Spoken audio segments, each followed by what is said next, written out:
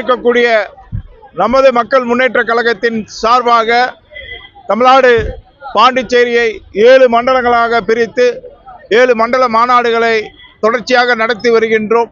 எங்களுடைய 2வது மண்டல மாநாடு இன்று திருச்சியிலே வெகு விமர்சையாக நடைபெற்றது. பல்வேறு கொள்கைகளை முன்னிறுத்தி மக்கள் நலம் சார்ந்து மக்கள் முன்னேற்றம் சார்ந்த கொள்கைகளை முன்னிறுத்தி எங்களுடைய இயக்கத்தை நடத்தி கொண்டிருக்கின்றோம்.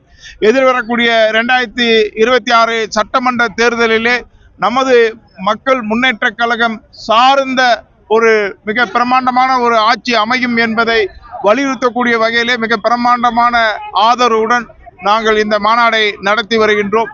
கண்ணகி கோயில் திருக்கோயிலை புனரமைத்து மகா கும்பாபிஷேகம் நடத்திட வேண்டும். தூய நீர், தூய காற்று, தூய மண்வளம், விவசாய விளைபொருளுக்கு விலை நிர்ணயம், புதிய அணைகள் கட்டப்பட வேண்டும். அதே போன்று சுகாதாரமும் கல்வியும் உத்தரவாதத்துடன் மக்களுக்கு கொடுத்திட வேண்டும்.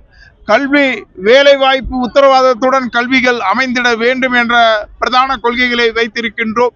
அதே போன்று தமிழகத்தை சுற்றுலா மிகை மாநிலமாக மாற்றிடக்கூடிய வகையிலே எங்களுடைய கொள்கைகளை நாங்கள் வடிவமைத்திருக்கின்றோம்.